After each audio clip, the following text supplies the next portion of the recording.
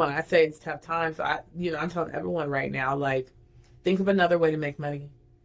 Think of, my mind is constantly spinning. You know what I mean? It's like, okay, if I'm slow here, how can I have, residual income or a new business idea? Or this is the time that you need to really think about recession proofing your business. Welcome to This Beautiful Struggle. I'm excited about it. We finally have gotten to a point where we're just ready to share unfiltered our lives. Infertility is tough. Adoption is tough. But then even talking about like me losing my dad, you losing your mom within a couple of years of each other, our kids losing grandparents, your career and my career, and then making the ultimate decision to move to Nevada and what that looks like, moving away from all of your friends and family and all of those things. Hopefully people can resonate with our story and just letting people know that they're not alone. It's not the norm, and infertility is something that people don't ever want to talk about. Our family is such a hot mess, Express. I mean, this is just what it is, right? Like, yes. So we don't have to front anymore. It's been a long time coming. Welcome back to This Beautiful Struggle. I'm Erin. And I'm Casey. I just noticed that you're wearing your Father's Day gift. I just noticed that when you crossed your leg. Yes. Thank you. Oh my gosh, we bought Casey these, or the girls, with mom's money. Yeah. Buy Casey some new Jordans. He is always in Jordans, but show them. That's the next step of drill. Oh, shoot, girl.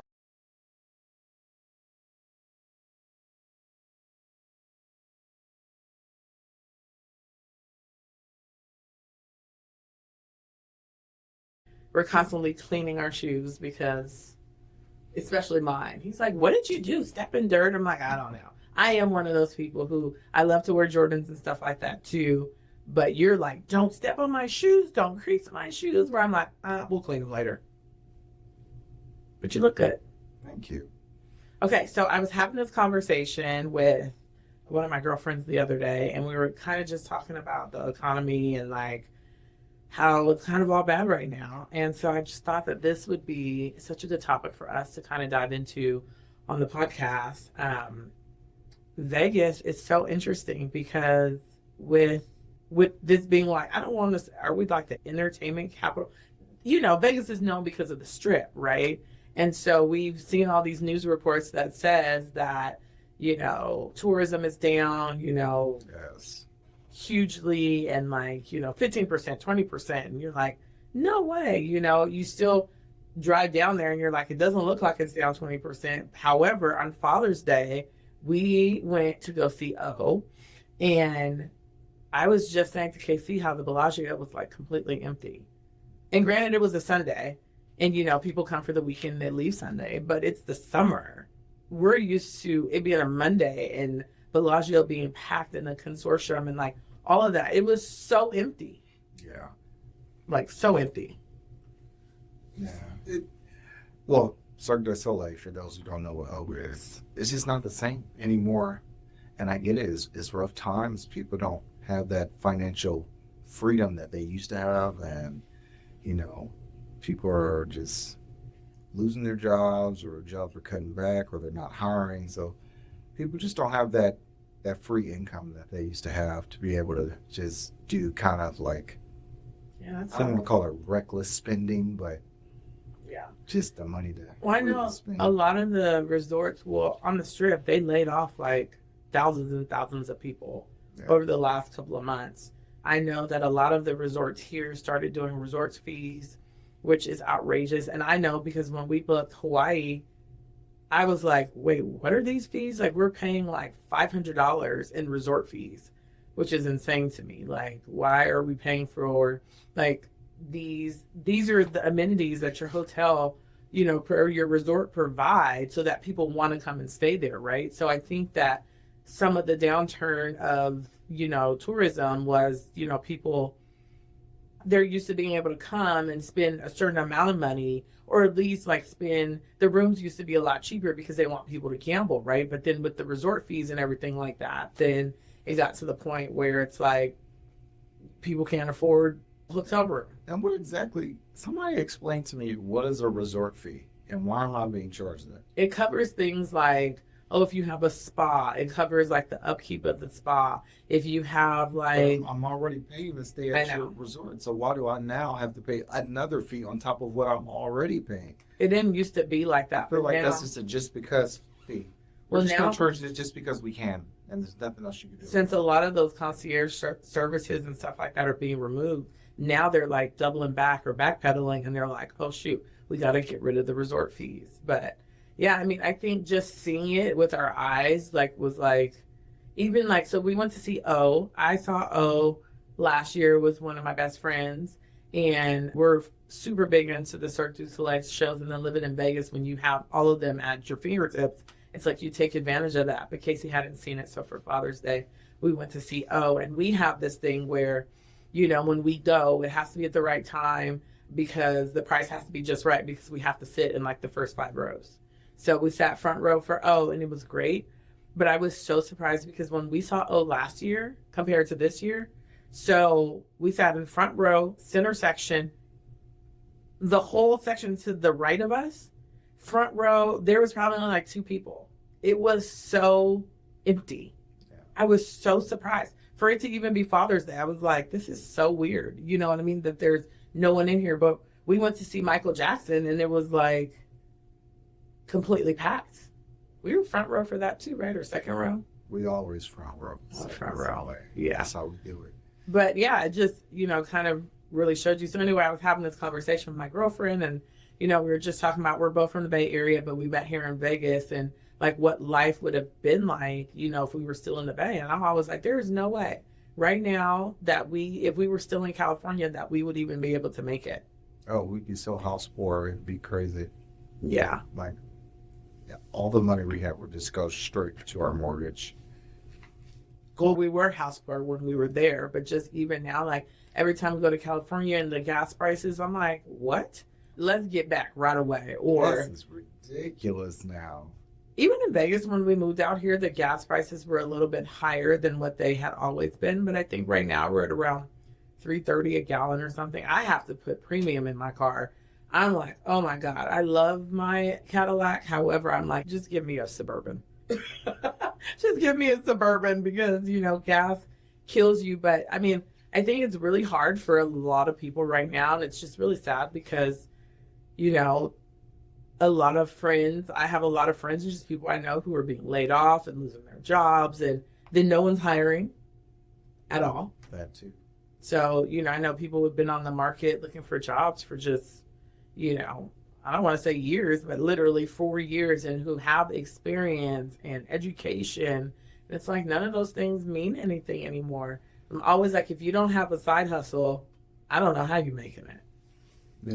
I think, not only are jobs not hiring, but the jobs that are hiring or the jobs that people do have, they don't pay a living wage. Well, definitely not they out don't here. pay you what you should be getting to survive. Like, minimum wage is minimum for who? Like, Yeah. you cannot survive off a minimum wage. I don't care where you're at. Like, there are jobs where, and this is just because we're coming from California, you can make $100,000 and still be living in poverty. Oh, yeah. Like, how are you making 6 figures still living in poverty? Yeah. But that's how it is, especially in California. Yeah. It is what it is. Everything is super expensive, almost to the point where it's like, does it really need to be this expensive, or are they just cuss? Sometimes it feels like it's just cuss. Yeah. Because I like your slang. Well, why is it so expensive in California? But then you go to Arkansas or Mississippi, the cost of living isn't that expensive in Arkansas or Mississippi. Totally different, though. It's location. However, there's on such vast different ends of the spectrum. It's like there's a huge gap in the prices of stuff in Mississippi as opposed to California. This is still America. We're still the same country. Why is the prices so vastly different? Yeah. First, like, you make $100,000 in Mississippi, you are a baller. Like, you are living a good life. I mean, that was just when we came here. I think that a lot of people, if you're native to Las Vegas or to Nevada, people think California, and it's not just here. I've had friends move to Idaho and to Texas and, to other places, and they're always like, oh, the Californians have come in and XYZ. And, people just assume that we just have so much money. Yes, the cost of living is cheaper. And, we've been very blessed that, the bulk of our income is his retirement income, and that's California retirement, right? So, we do understand that we are bringing California money into Nevada, but honestly, Nevada is not as cheap as what we knew it to be prior to us moving here, right? So living here and then also realizing, and I think just with everything going on, tariffs, and we're not going to get political or whatever, but just things like that, I think it has made it, really hard for people to sustain and live, you know what I mean? Like you said, like the way that they would, even us, like we've made so many just different changes to the way that we do things, or, okay, we have to cut out, XYZ because, the prices are just continuing to go up, and, our income pretty much stays the same. And I think that this is the hard part about also even being self-employed. For me, like it's either business is here or it's here. And for most small business owners, I work with a lot of small business owners, and most small business owners are struggling right now, which is really sad. Like, not only is big business struggling, right, but they'll always get bailed out. They'll always get the government's help and stuff like that. No one comes in and buys out small businesses or helps us to be able to get to a point where we can retain our businesses, and so I'm not gonna lie, I'm a little nervous. In, the way that things are going, hoping that, the economy can pick up, I hope so. Because the prices keep going up, but the wages are not going up with it. No, and definitely not in Vegas. I think minimum wage is like $11, $12 an hour here. And I'm like, how? I mean, we bought our house when we moved here for over $600,000. And honestly, I was like, oh, I would love to go to Vegas and spend, $450. And we could have. Definitely we could have. So, it's just living in different areas, then we're very happy with where we're at, And so thankfully, we sold our house at the end of the high market. We were not at the top. We were at the end of, the high market. And so we were able to come out here and, definitely buy a house for a lot less than what we bought in California. But I mean, it presents this question of, how are you living? I mean, honestly, ask yourself that, like, how are you living? Because the reality is, most people I know, I see constantly in the moms groups, all over social media, what's a business I can start, or what are you doing for a side hustle? And like, I'll say, like, there's no shame in my game. Like, I started doing Instacart when I was during COVID, I think I did it because my girlfriend was doing it, and she's like, girl, there is so much money right now in it. And we were in California. California has different like gig rules as far as how you get paid and stuff like that. And I was working like 20-hour weeks, making like $1,200. And so I've just stuck with it. And so thankfully, even here when business is slow, like, I'm a hustler. So you might see me out there delivering your groceries, because that's just what it is. I also drive for Spark, and I haven't done it in a while, but that's Walmart delivery. But even those gig jobs out, like in California, you would get an hourly if your pay was not like an amount. Then there was this lawsuit where now, they have to pay out this extra amount. But they don't do that out here in Nevada. So it's hard to like work hard in this heat and do all of these things and then Which is, being a gig driver is just hard, period, because you're outside in the heat, but then also you're burning your money. So all the money you're making, you got to turn around and put some of that into your gas tank and all this wear and tear that you put on your car, right? Yeah, like, I don't want to say like idiots, but yeah, we have 2 8-cylinders. What were we thinking? We weren't thinking that we were going to be gig drivers. That's what we were thinking. Yeah. And we don't do it often, but when we need to do it, we do it, because it does supplement, you know what I mean, that extra money. But that goes to this point of, how are people able to live? The reality is, being a stay-at-home mom or a single income family was a thing. But I don't care where you live now. How are you making it as a single income family unless that single income is significant? And what I mean by significant is $250 a year or higher. yes. No matter really where you live, honestly, because taxes and all of those things. I mean, the nice thing is living in Nevada now, not paying state income tax, our property taxes being significantly cheaper. Yeah. There has to be a side hustle. And I'm sure some of you all have to work side hustles, and there's nothing wrong with that because at the end of the day, we got to do what we got to do to survive and, raise our, support our families and raise our kids. And, sports cost a lot of money. Sports cost a lot of money. I literally am thinking about selling my kidney. I wonder how much we could get for it, like on the black market. I mean, I'm not opposed. Do you need your kidney? Somebody let me. You only need one. You only need. No, but I do. How many do you got? Two, right? Really, Kendra? Really? Let me know. I don't know. No, but I did see this post where this lady's like, "Oh my God, I just sold my kidney," and I'm like, "Is this You a could thing? do that? Is this a thing? You could sell your kidney?" Can you broker a deal? But hey, listen. Sell body parts on the black market? I mean, that's why people listen. People do it OnlyFans. I am not going to judge your hustle because I think at the end of the day, again, people have to do what they have to do to support their family. Very true. You should get an OnlyFans. What should I do on it? I don't know what do men do on it. Or what's the same thing women do?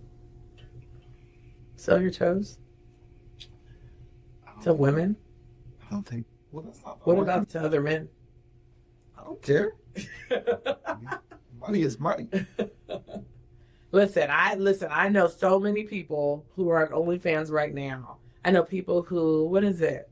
They do plasma donation. I don't even know what that is. But people do plasma donation and get money. People doing everything. They donate plasma, blood. I get it. I get it. Out here in Vegas, I'm not going to lie, it is very different in the business world being self-employed than it is in California. And so I'm super thankful that I created Ladies of Las Vegas and, that I've created a community. So naturally, I think it's probably easier for me to get business than some other people, you know what I mean? Because I have this huge network of Ladies of Las Vegas. But even with that, it's slow. I have friends that are in real estate that are like, we don't know what we're going to do because it's slow. No one's buying. And the funny thing about that really fast is, and let me just educate y'all, because I used to be in real estate. Two houses on our street. But one of the funniest things, it's not funny, but it's just one of those things where, interest rates right now are 6%, right? And people are like, oh my God, that's too high. Hello, when I was in real estate, I was buying investment properties at 6%. I think that we got really spoiled during COVID that the rates were cut down to, 1.25, 1.75, 2 point this. I don't even think that's going to happen again, but I feel like people nowadays, they don't want to buy. They're sitting and they're waiting, for the market to change and go back down. But the reality is, in my opinion, we're never going to see those types of rates again. Maybe you will see. They'll have to get lower because. Yeah, but you're not going to do something because people just aren't buying houses. We got how many houses on our street for sale? On our street alone, I think it's 2 or 3. Yeah, but my point is you're not going to see a 1.25. You're not going to see a 1.75.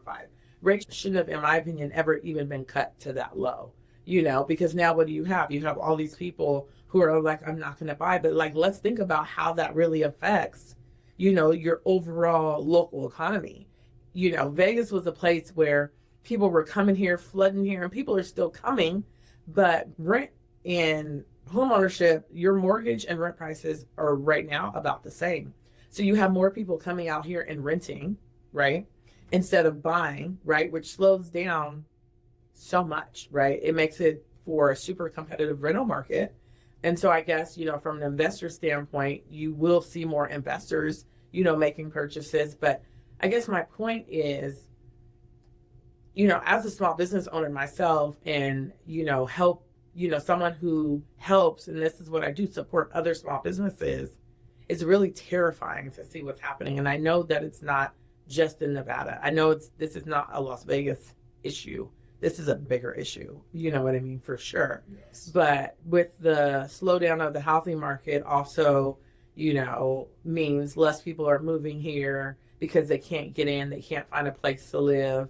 Then, you have people coming here, they don't have jobs. It's nearly impossible to find jobs, right? The little bit of money that they do have, they're not spending, as freely as what they were spending before. And small businesses, our prices can never be what big businesses are, right? Like big business will always have the best prices, right?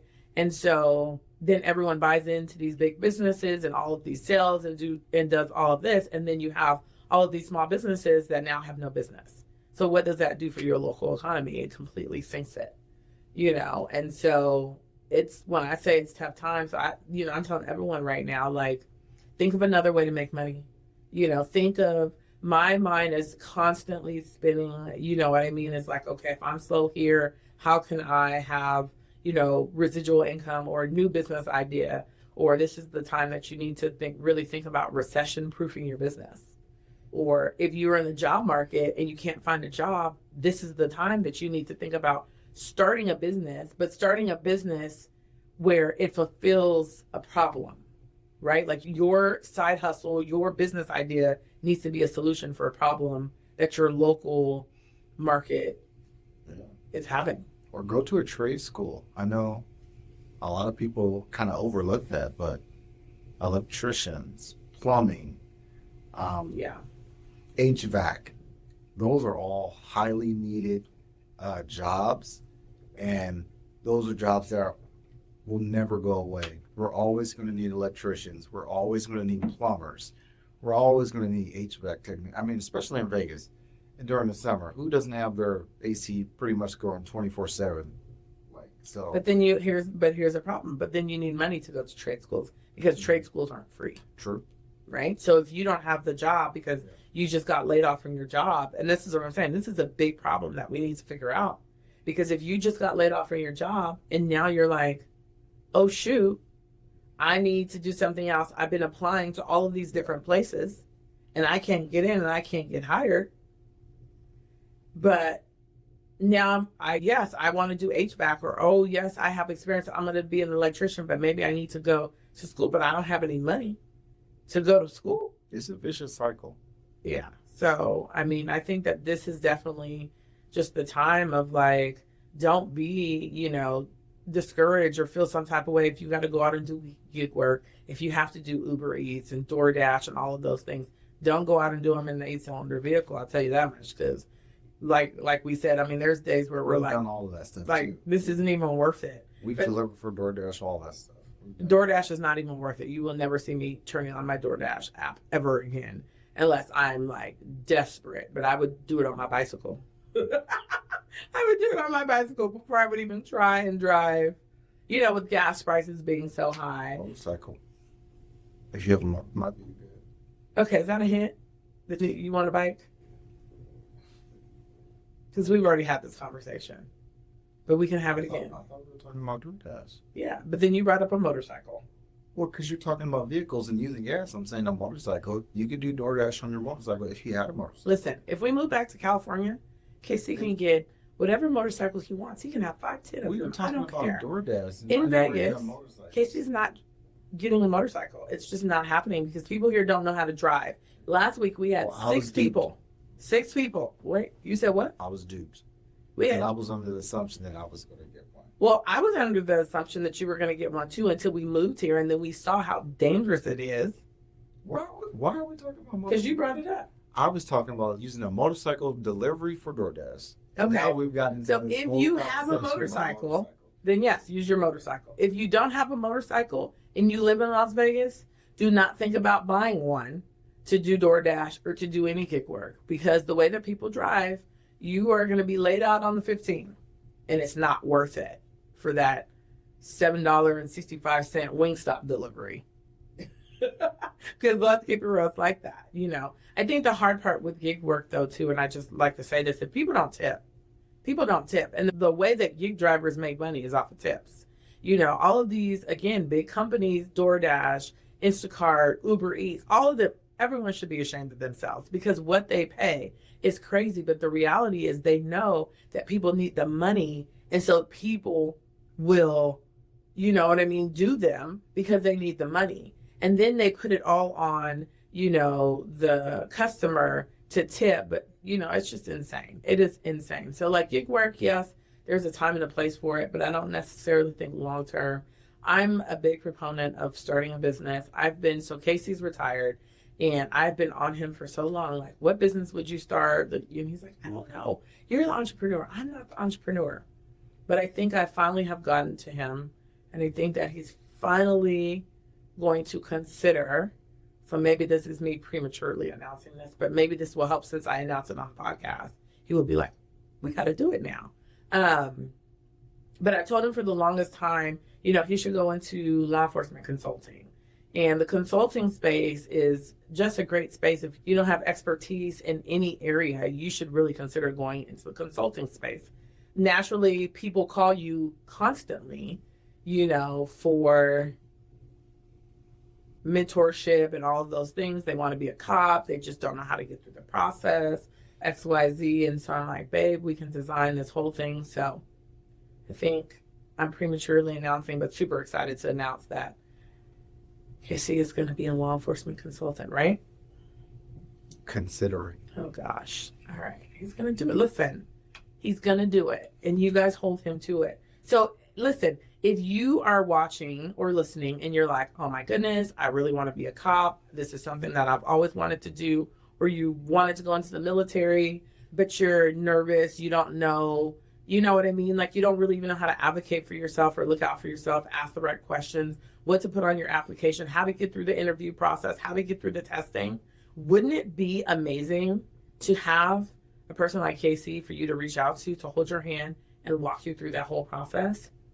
To, like the psych test for law enforcement is insane. Like, but to have someone's like, hey, this is what the psych test is going to be like. And this, XYZ. So this is the reason why I think Casey should do this, because I think he would be fantastic. And everyone calls him anyway for those things. So he's saying considering, and I'm going to say we're doing it. And if I have to be a part of it and run the whole back end, I will do it.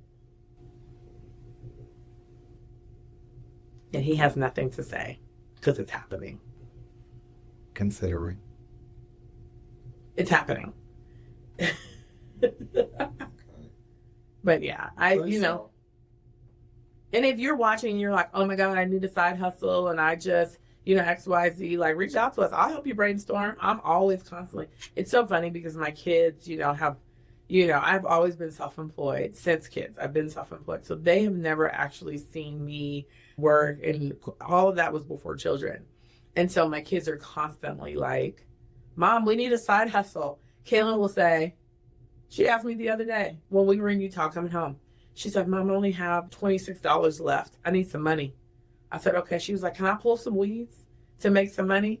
I'm like, let's go. The fact that you would even ask, you know what I mean? And understanding that, I'm not going to just hand you money, but you have to earn it.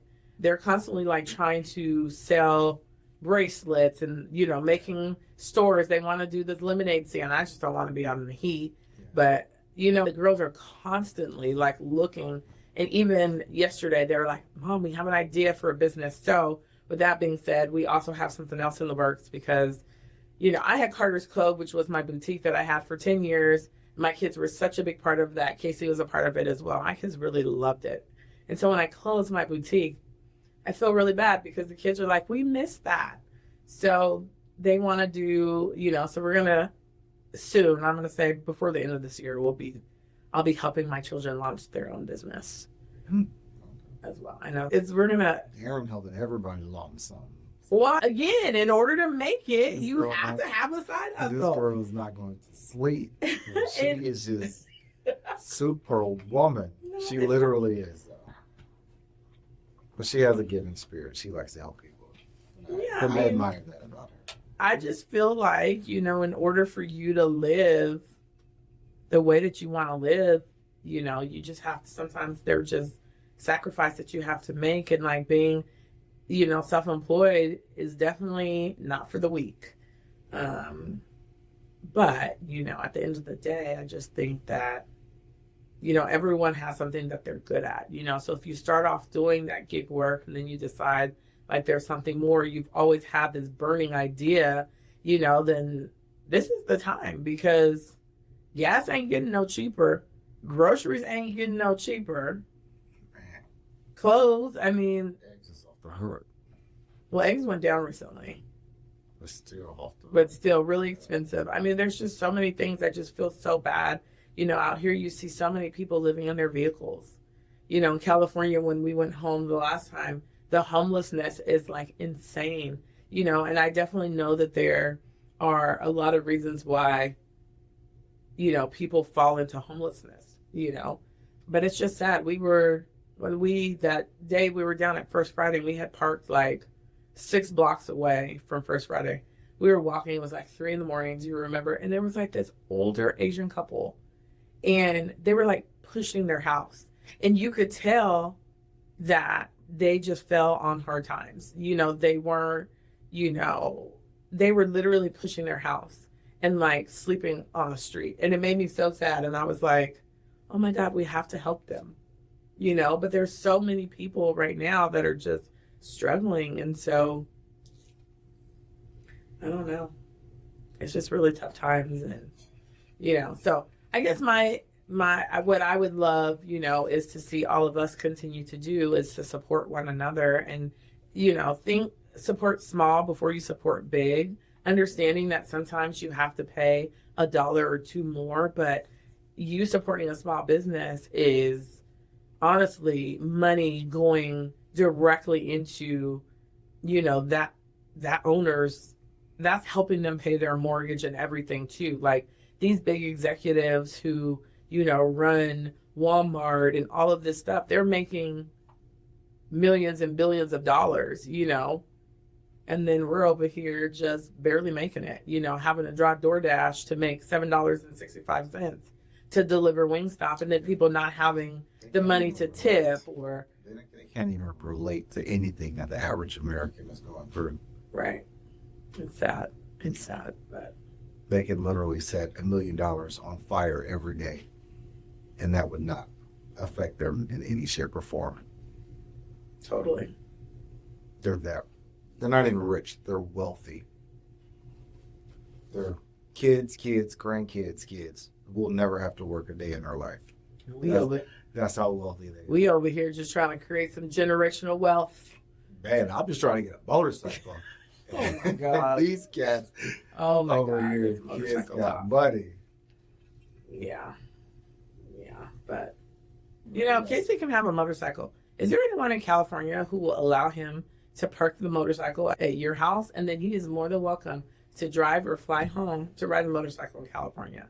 Because it ain't happening on these streets. I am not going to be the wife that's home stressed out because, and you see it on like the emergency pages. Here we have a lot of emergency pages here. And you'll see, write her down. And everyone's like, what kind of bike is it? What color is it? Blah, blah, blah. I'm like, oh, thank God. It's like, I don't want to be that person.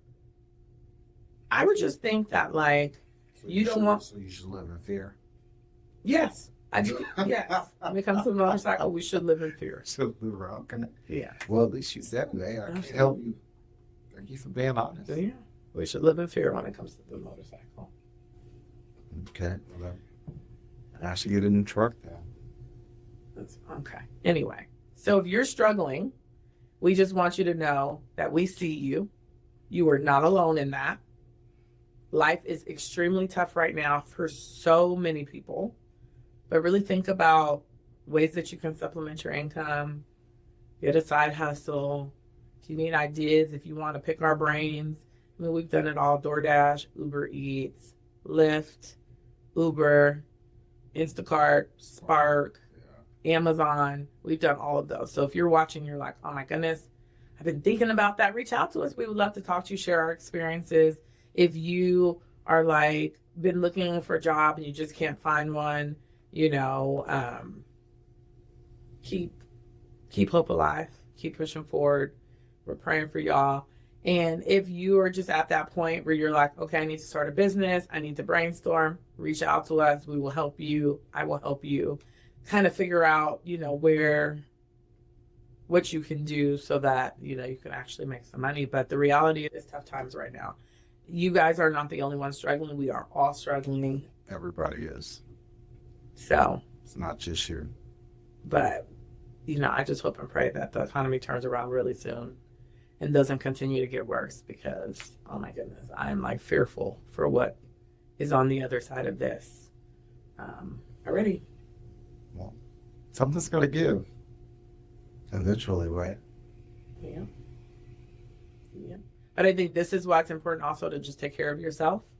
You know what I mean? Like, don't let stress control. Listen, you leave with stress, you end up with shingles. You don't want shingles, okay? If you don't know, you got to listen to a previous episode there. But listen, I had shingles recently, and it was all stress.